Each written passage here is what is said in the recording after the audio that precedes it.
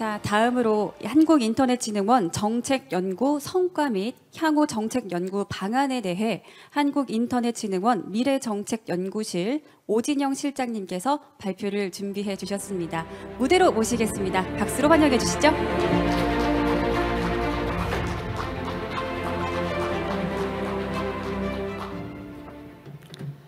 네, 발표가 한 10분 정도 이상이 돼서 마스크를 잠깐 벗고 발표하도록 하겠습니다.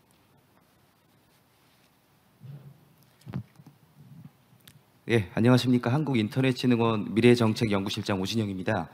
아까 원장님께서도 개회사 때 말씀을 해주셨지만 작년에는 사실은 코로나 때문에 저희가 오프라인 행사를 진행할 수는 없었습니다. 그래서 온라인을 통해서 저희가 1년 동안 연구해 왔던 정책 내용들을 온라인을 통해서 배포를 했고 행사를 진행을 했었는데 올해 처음으로 좀 오프라인으로 지금 진행을 좀 하고 있습니다.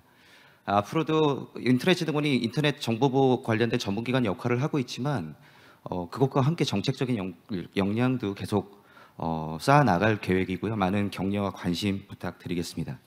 오늘 정책연구 성과 및 향후 정책연구 방안이라는 주제로 간단하게 발표를 좀 드리겠습니다. 오늘 어떤 정책 연구 과제들이 진행이 됐었고 그리고 어떤 사이버 보안에 대한 이슈가 올해 있었고 또 내년에는 어떤 것들이 있을 건지에 대한 간단히 둘러보는 시간을 가질 예정이고요. 제 발표 이후에 전문가분들의 많은 전문 발표가 진행이 될 예정이니까요. 많이 참고해 주시기 바랍니다. 오늘 컨텐츠들은 사이버 동향과 전망에 대해서 간단히 둘러보고 정책 연구 성과 및 향후 추진 방안에 대해서 말씀드리겠습니다. 2022년을 좀 돌아보는 시간을 갖도록 하겠습니다. 사실 2022년 자체가 사이버 보안, 사이버 안보 쪽에서는 정말 많은 일들이 일어났었는데 이제 연말도 되고 했으니까 저희가 한번 좀 올해 어떤 일이 있었는지를 한번 둘러볼 수 있는 시간을 좀 가졌으면 좋겠고요. 사이버 위협에 대한 증가, 이 얘기는 사실은 어느 발표를 가시든 계속 보셨을 겁니다. 근데 주목할 부분은 사실은 침해 사고 신고 접수 현황을 좀 보시는 게 좋을 게 뭐냐면 이게 실질적으로 사고가 나더라도 신고까지 진행되는 비율은 굉장히 드뭅니다. 이 드문 상황에도 불구하고 신고 접수 부분이 굉장히 많이 늘어났다는 것은 실질적으로 사이버 위협이 굉장히 많이 증가했다라는 것들을 지금 객관적으로 보여줄 수 있는 지표라고 생각할 수 있고요. 정부 쪽이나 군대 쪽, 군과 관련된 공격들도 굉장히 많이 늘어났다라는 것들도 좀 주의 깊게 봐주셨으면 좋겠습니다. 국내외적으로 사고들이나 사건들이 사실은 올해는 많이 있었습니다. 연초에 국내 사고들을 좀 보게 되면 사실은 큰 기업, 대기업들도 사이버 위협에서 피할 수는 없다라는 어떤 그런 내용들을 볼 수 있을 정도로 대기업에 관련된 사고들도 있었고요. 연말에 저희가 카카오 장애 서비스라든지 어떤 사회적 이슈라든지 사회적 현상과 연계되는 각종 스미싱이라든지 관련 해킹 메일들 또 기승한 걸 봤습니다. 또 심지어 이태원 3사까지도 연관이 돼서 관련된 사이버 위협들이 진행이 됐었던 그런 내용들이 있었고요. 해외에서는 다른 것보다도 러시아 우크라이나 전쟁과 관련된 내용이 연초에 있었습니다. 전쟁 전부터 관련된 사이버 위협이 있었고 현재까지도 사이버 위협이 계속적으로 발생하고 있는 상황입니다. 또 가상 자산과 관련된 해킹들도 많이 일어나는데 이 국내와 해외의 공통적인 상황으로 보게 될 경우에 저희가 보기에는 랜섬웨어와 관련된 사건, 사고들이 국내외적으로 가장 많지 않았나라는 생각을 좀 하고 있습니다. 아까 방금 말씀드렸던 랜섬웨어 부분은 그동안에 저희가 사이버 위협에 대한 주요 요인들로 사실 악성 코드라든지 피싱 이런 것들이 주로 디도스 공격 이런 것들이 많이 언급이 됐다면 정말로 2022년도에는 이제 랜섬웨어가 관련된 부분에서 1위를 좀 차지할 정도로 많은 보고서들이 나와 있고 이런 랜섬웨어 관련된 부분들이 다른 공격 기법들과도 연관이 돼서 진행이 좀 되고 있는 그런 상황들을 볼 수 있습니다. 글로벌 동향을 잠깐 살펴보겠습니다. 글로벌 동향 중에서도 미국 거를 조금 좀 살펴볼 이유가 있는 게 바이든 정부가 시작되면서 어떤 거버넌스 체계, 사이버 보안과 안보에 대한 거버넌스 체계를 굉장히 강화를 좀 해왔고요. 2년간. 그리고 그 강화된 거버넌스, 국가적인 거버넌스 체계 아래 전문기관들을 통해서 관련된 보안 체계, 새로운 보안 체계를 적용하기 위해서 본격적인 활동들을 하고 있습니다. 제로 트러스트 관련된 예를 보시게 되면 이제 니스트에서 관련된 아키텍처 발표를 20년도에 했고요. 관련된 성숙도 모델에 대해서 C사에서도 발표를 그 이후에 하게 됐습니다. 그리고 미국의 예산관리국에서 관련된 계획과 이 로드맵을 각 해당 분야별로 제출을 하라라는 명령을 내렸고요. 최근에 국방부에서 사실은 제로트러스트 전략 및 로드맵, 향후 5년간 우리가 어떻게 제로트러스트를 구축해 나가겠다라는 구체적인 로드맵이 11월 달에 또 발표가 됐습니다. 이런 식으로 거버넌스 체계부터 시작해서 밑에 있는 전문 기관들까지 시작해서 좀 체계적으로 움직이는 모습들을 볼 수 있고, 관련된 제로트러스트나 공급망 보안에 대한 정책들을 본격적으로 추진할 수 있는 토대를 지금 만들고 있는 상황들이고요. 물론 관련돼서 제로트러스트 관련해서 뭐 S밤이나 뭐 공급망 보안 관련해서 얘기들이 많긴 하지만 미국 자체에서도 말들이 굉장히 많습니다. 미국의 큰 빅테크 기업들도 이거 S밤 지금 바로 적용할 수 없다라고 단체로 반발을 하고 있는 상황들도 있고요. 제로트러스트와 관련해서도 지금 현재 국방부 쪽에서만 지금 전략을 구체적으로 지금 발표할 정도로 아직, 하지만 실질적으로 수행과는 조금 더 시간적 간극이 있지 않을까라는 저희가 생각을 하고 있고요. 한국에서도 우리 연구반이라든지 이런 것들을 통해서 충분히 관련된 연구를 진행하고 있다는 말씀을 같이 드리도록 하겠습니다.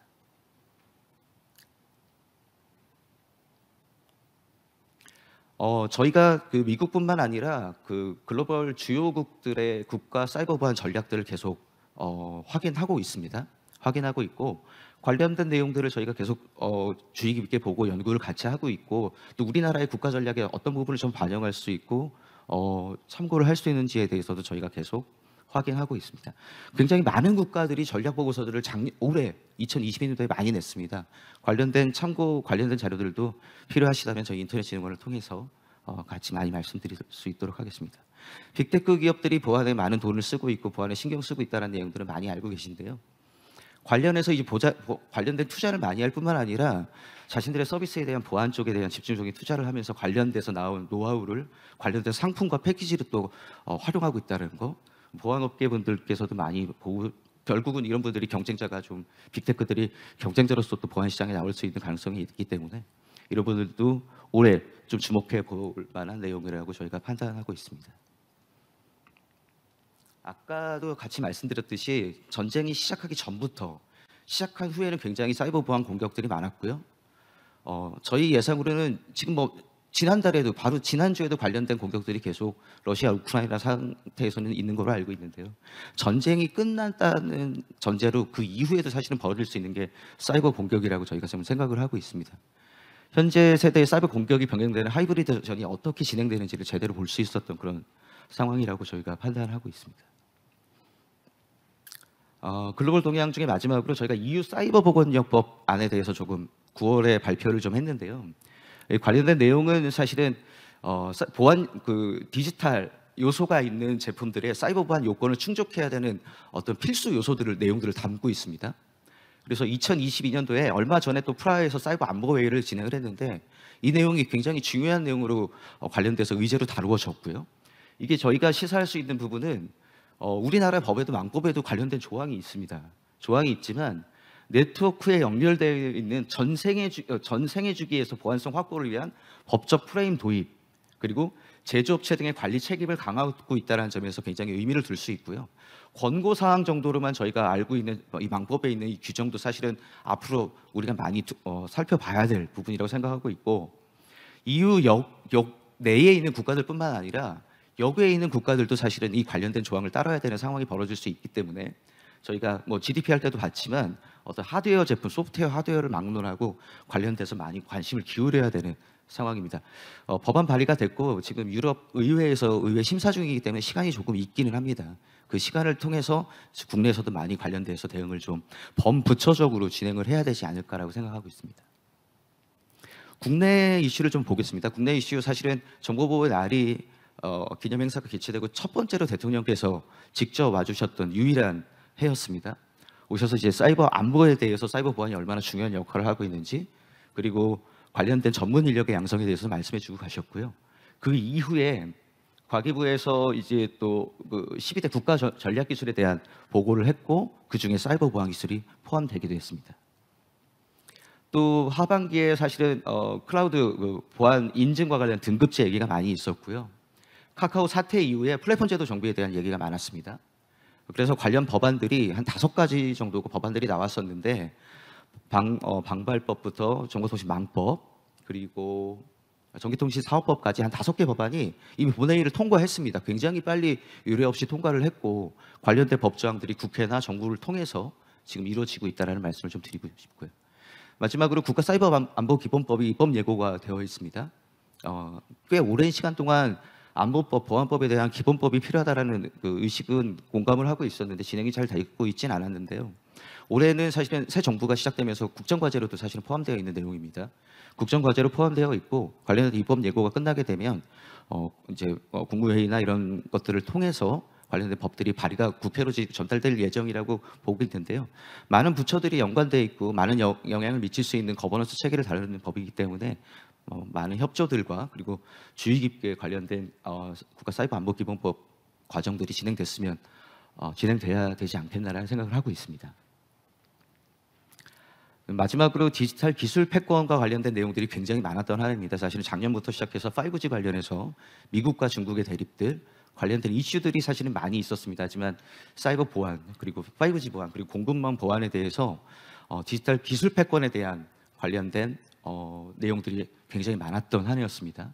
이런 디지털 기술 패권과 관련된 내용들은 사실은 그 기술에만 한정된 것이 아니라 사실은 경제, 과학기술, 국가안보와 관련된 많은 이런 각종 프레임워크라든지 이런 국가 간의 모임 이런 부분들에도 영향을 지금 많이 주고 있습니다. 이게 기술 패권 경쟁이 예전에는 자원 같은 것들로 사실은 국가 간의 패권들이 경쟁되고 했었는데 이제는 기술과 관련된 특히 디지털 기술과 관련된 많은 분야들이 국가 간의 패권의 중요한 요소가 되지 않을까라는 판단을 좀 하고 있습니다.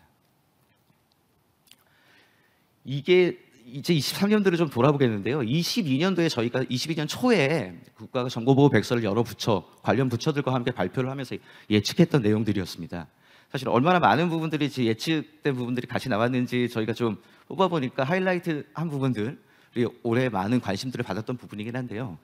23년도를 예측하면서 사실은 새로운 것들을 예측한다기보다는 기존에 있었던 내용들 중에 23년도에 특히나 더 집중해서 봐야 될 것들이 어떤 것인가를 저희가 좀 봐야 된다고 생각을 하고 있습니다. 이 정보 보호와 관련된 많은 역할을 하고 있는 부처들은 아마 정보 보호 백서가 내년도 초에 발표가 되면 그때 관련된 이슈를 같이 말씀드리도록 하겠고요. 민간 기업들 같은 경우에는 가트너 같은 경우에도 관련된 전략 기술에 대해서 발표를 했지만 이 관련된 모든 전략 기술에 대한 서비스들이 사실 정보 보안과 굉장히 많은 밀접한 관련을 갖고 있는 내용들입니다. 특히 보안과 관련된 내용들이 직접적으로 연결되어 있는 파트가 2파트나 들어가 있었고요. IITP에서도 관련된 ICT 10대 이슈 발표를 했죠. 안전과 안보에 대한 얘기가 또 빠지지 않고 나와 있습니다. 물론 이제 글로벌 사이버 보안 유수의 기업들이라든지 국내 기업들도 마찬가지입니다. 이번 주에도 많은 기업들이 관련돼서 발표들을 많이 해주고 계신데요. 제가 보기에는 어떤 키워드 중심으로 해서 우리들은 관련된 내용들을 많이 봐야 될 것 같습니다.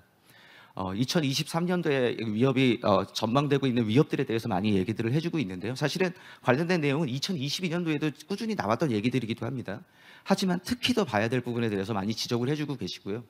인증과 관련된 부분, 랜섬웨어 관련된 데이터, 그리고 암호화폐 거래와 관련된 부분들을 많이 얘기해주고 계시고 관련된 자격증명 탈취에 대한 얘기들, 북한의 공격에 대한 얘기들 이런 부분들 많이 지금 예측해주고 계십니다.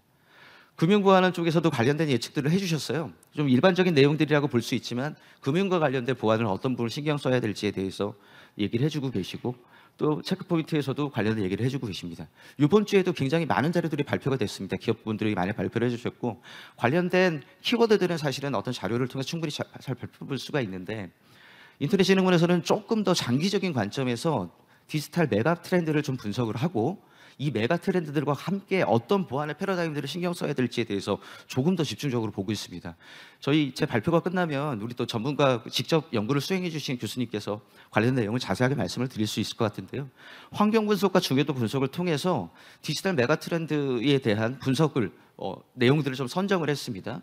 서비스에 대한 환경 그리고 공간의 확대도 그리고 데이터의 중요성 그리고 보건력이라는 부분에 있어서 디지털 전환과 함께 많은 부분에 대해서 굉장히 보안 부분이 적용이 되고 있는데 이런 것들을 어떻게 복원할 수 있는 그리고 어떻게 대응해야 될 건지에 대한 내용들 그리고 AI 부분 그리고 안보에 대한 위협 마지막으로 이 아이덴티티와 관련된 내용들이 저희가 디지털 메가 트렌드에 관련된 내용들로 분석이 좀 된 상황이고요. 관련된 보안 패러다임도 이러한 부분들을 좀 집중해서 봐야 된다라고 지금 자세하게 연구를 좀 한 내용들은 조금 후에 발표를 통해서 얘기를 들으실 수 있을 것 같습니다. 인터넷 진흥에서 아까 또 사회자분께서도 말씀해 주셨지만 5개 부분으로 해서 많은 정책 과제들을 진행을 했습니다.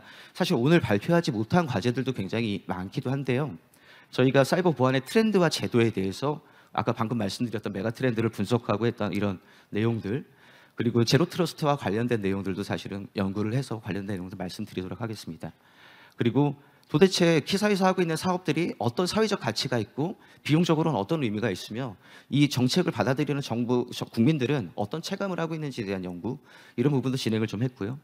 키스크 저희 치매 대응 본부를 중심으로 해서 사이버 위협 등에 대한 자세한 연구도 진행을 했습니다. 또 개인정보 보호와 그리고 블록체인과 웹 3.0에 관련된 기본적인 내용을 다루고 있는 디지털 신뢰 부분, 이건 굉장히 어디 가서 발표 듣기 굉장히 어려운 부분이거든요.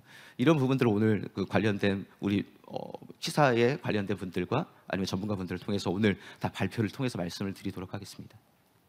내년에는 저희가 생각하기에도 내년에도 연구들이 계속 진행이 될 텐데요.